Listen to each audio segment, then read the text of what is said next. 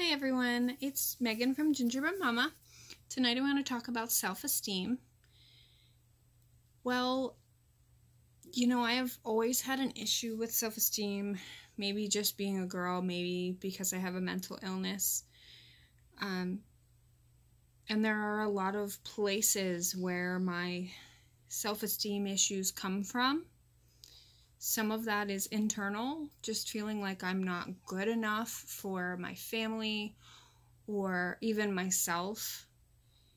And, a lot of it is outside factors. It's things people say on social media. It's what the mainstream media is telling us. It's what people think is what I should be as a mom, or as a woman, or as a person, as a millennial.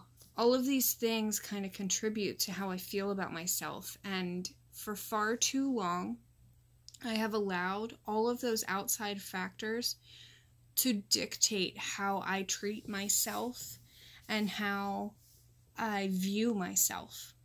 And it's really sad that a mean comment on Facebook can have a profound effect on my entire day and make me want to give up things and change things about myself, all because somebody said something. Now,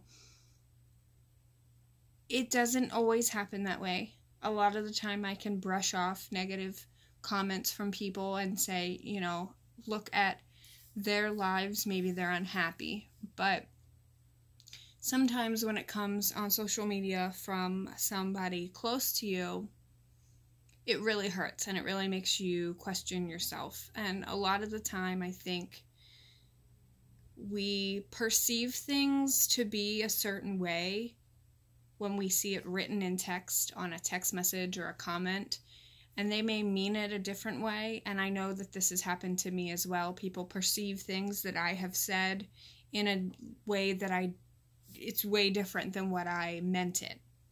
And so this whole tech society that we've developed has really deteriorated the communication between people, and that really affects my self-esteem. And I'm sure I'm not the only one, that you read something and you think that they're saying it a certain way, but they mean it completely different. And they may not mean it maliciously, or they may mean it to be a compliment and you take it as an insult. So sometimes you need to just step back and brush it off, and just, if you can't let yourself think of it in a different way, then just let it go altogether, because those things shouldn't weigh down on you so much. And that is something that today I am dealing with on my own, and trying to figure out how to tell my kids to do the same thing,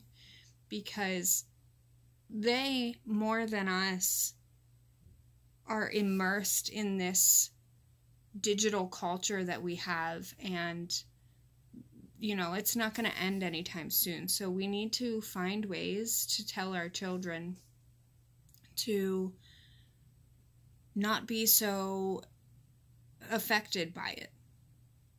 I have always been a very emotionally driven person, and so trying to tell my kids to not be emotional almost feels kind of hypocritical. So I need to find a better way to respond myself, and a better way to tell them to cope and respond with things as well. So I hope this helps somebody out there. If you like my videos, please comment below. Let me know what you want to see.